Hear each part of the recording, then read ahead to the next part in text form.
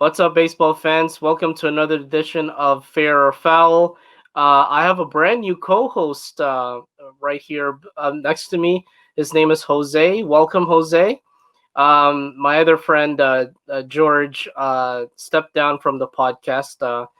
He's focusing on other things right now, so we wish him well. So Jose is our new co-host, and I'm glad that you're able to step in, step to the plate, and make the show great. So welcome, Yeah, Jose. thanks, buddy. Thanks for the opportunity. I know obviously circumstances happens, and of course, yeah, I'm sure I have some pretty big shoes to fill. With George stepping down. But seriously, thanks a lot for this. It's always fun to talk about baseball. Huge Jays fan. Been podcasting for a while, or at least comfortable with the mic and the cam. This is the mic. That's the cam. So I'm excited, and I'm ready to see where this journey takes us. So whenever you're ready, I'm ready to get going. Excellent, excellent. We're gonna discuss the AL and NLCS happening right now, and two barn burner classics. I can tell you that much. Between the Rays and the Astros in the American League Series, and the Braves and the Dodgers in the National League. Uh, I'm just going to fire off my thoughts so far on the ALCS match between the Rays and the Astros. It's still going on right now. It's an absolute epic back and forth. These two teams. One of my favorites is actually the offense for both teams, Rays and the Astros. An absolute barn burner, as I mentioned, this series. Back and forth, these two teams go. The Rays, they won their first three games of the series, notably from the bats of breakout star Randy Arozarena, who's been Incredible. absolutely dynamite uh, in the postseason so far. One of the catalysts for eliminating the New York Yankees in the division series. He's been an absolute, possibly an MVP candidate if the race can keep this going in this Yeah, series, as well as seriously. Manuel Margot hitting, and the defense also absolutely incredible, man. Former San Diego Padre, and lo and behold, like he's playing in Petco Park, his old ballpark, where this Unreal. series is happening right now. And Joey Wendell, the third baseman, absolutely a clutch for the Rays throughout the year and this postseason. They're in a bit of a receiving end right now against the Astros as they come roaring back. Uh, their game six is still going on right now, and it looks like this is going to a game seven. Which is An incredible. Like, absolute back and forth indeed. I mean, Tampa has so many chances to end this series, but the Astros feeling like 2017 all over again. This time they don't know what pitch is coming. That's for sure. The only pitch that they see is what they get right then and there without any support or whatever. So definitely, it's going to be a game seven for these two teams. I'm pretty sure. yeah, it's almost like we're back in 2004 with the Boston Red Sox. The Astros just out of nowhere, just like kind of like to kick themselves around and like, what, guys, we really got to step it up. And it's been so far, it feels unprecedented. And they love playing the villain role, especially with the whole scandal happening last year. Back in the ALCS for a fourth year in a row. And honestly, at this rate, they may as well just ride it and embrace it. And they actually have some like bragging points. I mean, right now it's 7-2 in the top of the eighth for the Astros. And again, like you said, the Rays with many chances just seal it, get ready for the World Series and fly over to Texas. And the Astros are just saying no way. It's just absolutely incredible. And like, even though Tampa has had amazing defenses from like Wendell at third base with the hot corner to like incredible dives all over right and center field. It's like the Astros just find a way. The small ball is working. They're connecting with their base hits. They're getting their runners on base as well. They're just taking advantage of just crucial situations, and it's getting them now to what, again, like I wouldn't have expected a game seven. Then again, I'm pretty sure Yankee fans didn't expect a game seven in 2004. So it's right now it's up in the air, and with the momentum going, and with baseball being such a streaky sport, about like whoever has like that hot streak going, they tend to prevail. I would somewhat not be surprised if the Astros take Game 7. It would be pretty historic again if it does happen, and of course Game 7s are a whole different story. Absolutely, and it's yeah, definitely gonna be a barn burner. Maybe a more entertaining Game 7 as opposed to Game 6. So we'll definitely see what happened there in this series. Absolute epic so far. Back and forth they go.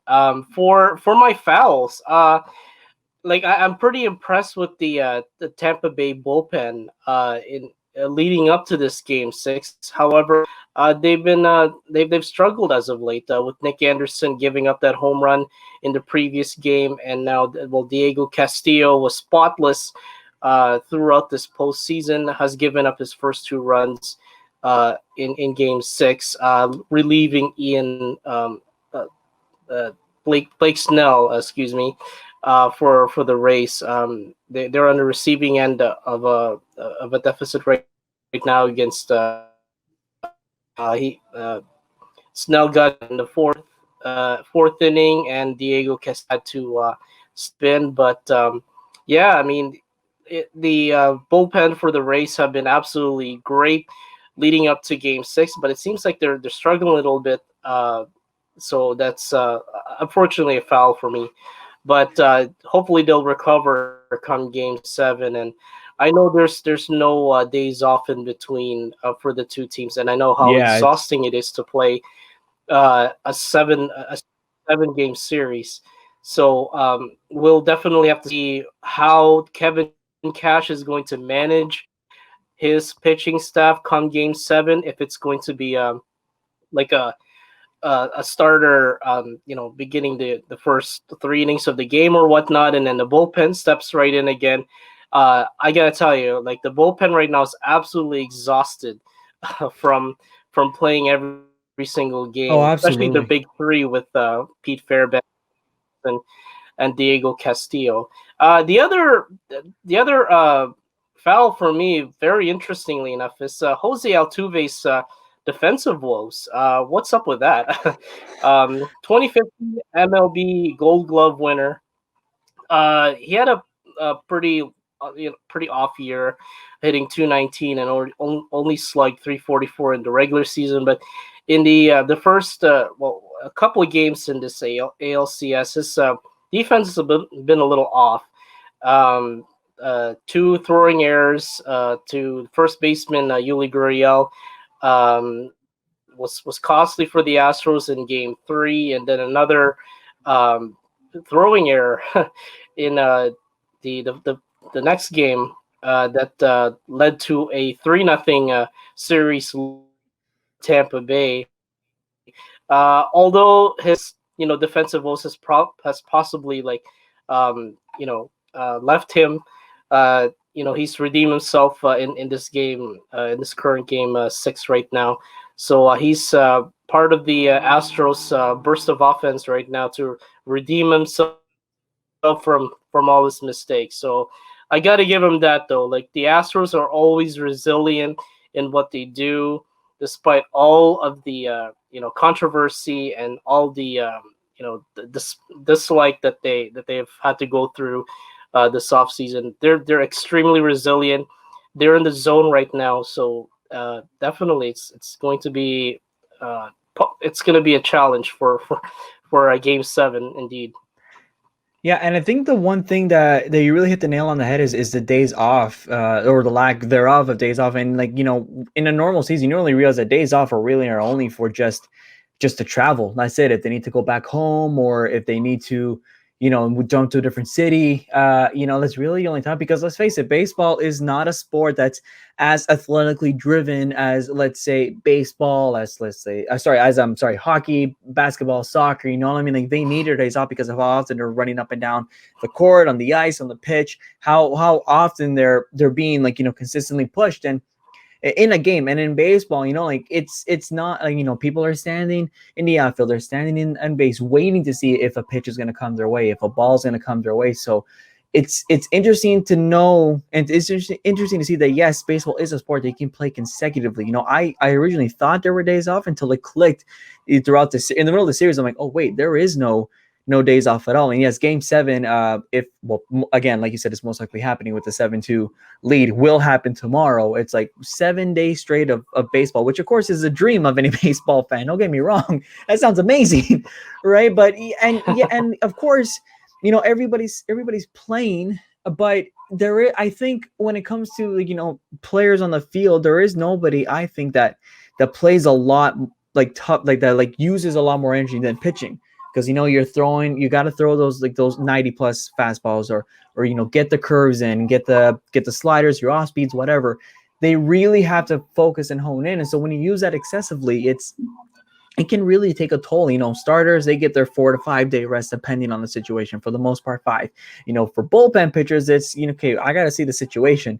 If the situation looks good, okay, we're gonna bring you in. Or if we need you for the save because you've been great in the 9th inning, like Castillo, for example, like you said, it can take a toll on them, and it's probably what is burning Tampa Bay.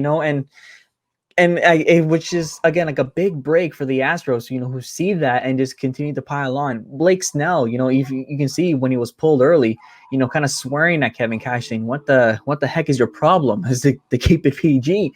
But when you have a starting pitcher like that pissed off, I can't blame him, because he's a confident dude. Blake Snell, a former Cy Young, a guy who's really dominant, really confident on the mound out there, and if he's angry, seeing that his bullpen is starting to falter, I can't blame him for wanting to stay on the mound. And personally, and not even speaking as a Rays fan, rightfully so. You gotta see like these consecutive amount of games. It's just excruciating. It's crazy. It's rough.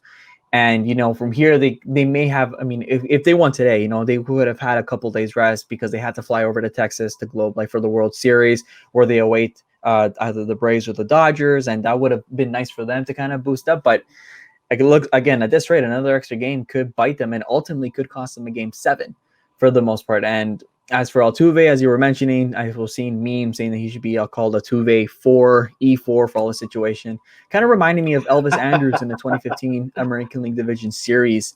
And in that crucial 7th inning, how many throws, how many drop balls he had that just completely messed up, which of course led to the beautiful bat flip that we all know and love, unless you're from Texas. But it's it amazes me that somebody of that caliber just slowly decreasing on defense. But like you said, it's out when Altuve needed to speak the most, he did with his bat, crushing a couple home runs here to left to center. And again, that's exactly what the Astros needed. So, but I think a big talking point once this is all said and done, especially if the Rays do end up losing, is probably going to be the bullpen and the exhaustion that they've had, which is unfortunate because they're an incredible team, and I have them to go on to the World Series and win it. But at this rate, it's not looking good. So why don't we talk about the National League Championship Series between the Braves and the Dodgers? Another epic classic there on that end in Arlington.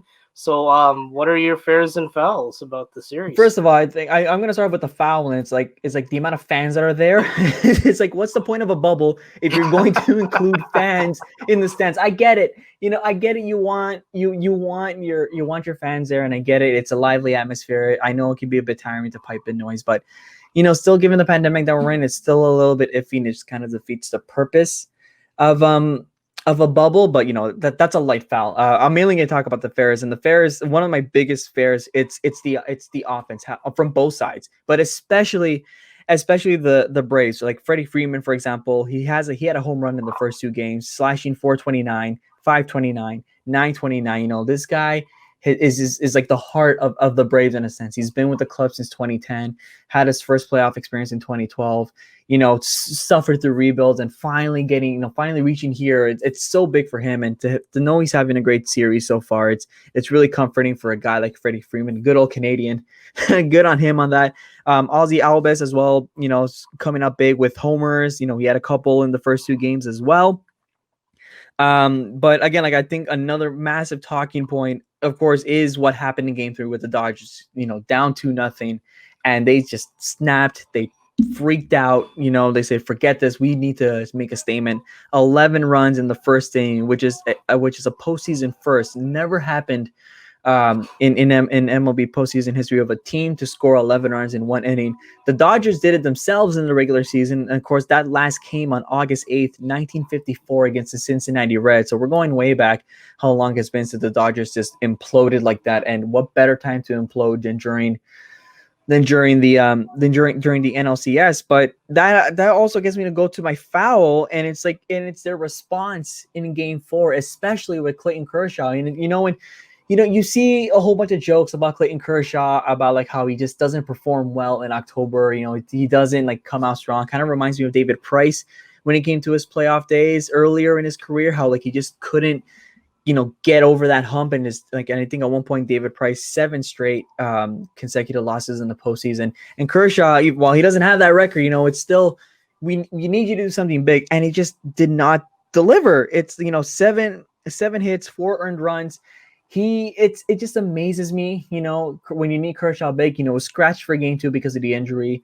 So you were hoping that the extra couple of days would give him that rest, give him like that kind of confidence that he needed to pitch out, and it just didn't work as Atlanta slapped the heck out of the Dodgers 10-2. So I think the Dodgers really could have made a statement in Game 4, and they needed to. They absolutely needed to after they slapped the Braves 15-3 the night before. It's like, how do you not come up big there? And of course, Ozuna again, had 2 home runs in the game.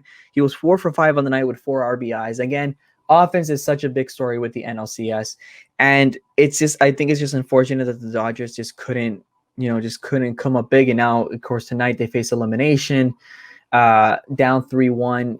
And if they suddenly lose that confidence right away, it's just unfortunate, because you can't have pitchers like Julio Urias, who's one of your stronger highlights on the mound. It's just like, come on, guys, like there had to be something a little bit better. So I think a big foul for me is just seeing how the Dodgers just had troubles responding to such a big moment for that.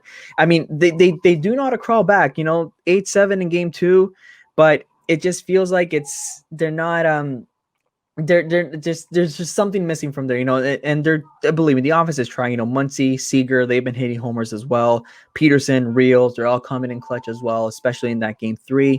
But again, it's just the poor lack of response can go such a long way, and they need a massive response tonight. Of course, by the time this is released, who knows if they did or not. But it's just a statement that yes, the Dodgers need to strike big. But for now, it's again like at the end of the day, just one of the bigger positives is just seeing the Braves. They're looking for their first pennant since 1999. Dodgers since 1980. It's not Dodgers a few years back. What am I saying? 1988. They were looking for their first World Series since '98. Braves looking for their first World Series since '95. But it's so nice to see all these young guys just like striking up big for the Braves. So I think at the end of the day, despite the big foul from the Dodgers, you can't overlook, and you just have to throw so much praise with the young guns from the Braves. Austin Riley with that big home run in Game 1, and like I said, Freeman, Albies, Ozuna coming up really, really big. So good on them. And I think that's just like I think that would be like my biggest takeaway. Yeah, absolutely. The Braves are definitely clicking as a team, both hitting and the pitching. The pitching is still very impressive, bar none. Kyle Wright just got lit up, Got in clobbered. that uh, shellacking by the by the Dodgers. Yeah, I no, see he that the Braves are absolutely had a great team chemistry with Freddie Freeman, and the acquisition of Marcelo Osuna in the offseason. And then the young guns, as you mentioned, Albies and Acuna Jr., definitely clicking for the Braves. And I sure hope that they have a chance. They really do have a huge chance of capping the series off against the Dodgers. As for those team in blue, every single year, you see a great regular season from them. They're clicking, hitting and pitching. But when it comes to the postseason, like it's pressure mounting always for them, and poor Dave Roberts having to make these moves, and those are very difficult moves that he makes, and for the Dodgers to feel so much pressure, winning or trying to win that first World Series in 30 plus, it's unbelievable that they will always have to work diamond and feel so much mounting pressure and then crash and burn like year after year. Like there's got to be a way to like really save themselves from all that. I know they're Yeah, feeling like a lot of confidence from fans to be a world champion, but to get there, like they're nearly there. They're nearly at the top of the summit, but it's just that slipping factor or that like and just like really being exhausted from playing game after game and feeling that so much pinch in them. It's just it just changes the course for them. For some reason, year after year. So yeah, let's hope that the Braves can cap off the series. yeah, and I think another point you brought there, I think another big example that I should have brought up in a big again another big foul that I forgot to mention was again Kelly Jansen was another one who a great closer and just all of a sudden just as of late just not clicking, and of course eventually again game two I believe it was I led to a clutch win there from the Braves, and it's like whoa Kelly Yeah. Jansen, what are you doing? And it's weirdly enough to say, like, I mean, this was a team that got like Mookie Betts, like huge signing in the offseason. It just like kind of threw everybody out of the water. It's like, okay, the Dodgers, rightfully so frustrated. The last 3 years getting so close, a couple of World Series, gone, from an incredible Red Sox and an asterisk Astros, unfortunately, as many as you want to say, as many people want to say, but they kind of remind me of the Buffalo Bills in the 90s from the NFL just a little bit, that just that team that has so much talent. And this is a team that has talent. The Dodgers are one of the best teams, in a regular season situation under regular circumstances. It's 100+ wins this team, I'm pretty sure with the 60 game, they were well on their way there if it was a full 162, They had the talent, and it's just mind boggles me. Absolutely amazing. Again, that's why I bring up the disappointing game four response. That's not them. That is not the Dodgers that we're so used to seeing in the regular season. The Dodgers that everybody picks at the beginning of the season, all the experts, all the bookies, all the fans say, okay, you know what, let's throw money on the Dodgers because this is the year.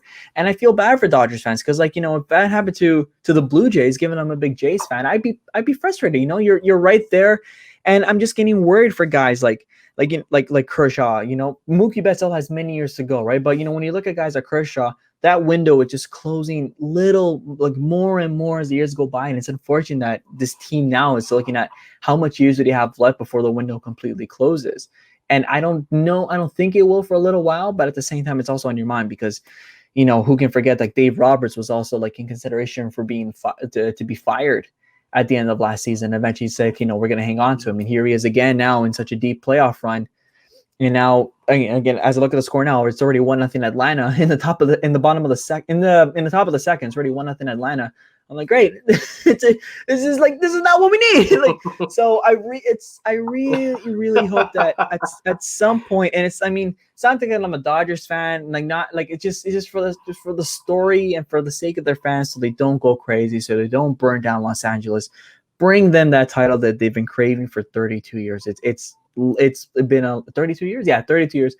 Long wait. And it's like it's frustration, and the frustration can only grow bigger as time goes on. And the past 3 years, you can say like they've just snapped and they just keep pushing. And just nope, nothing. So it's amazing. It's absolutely amazing at the end of the day.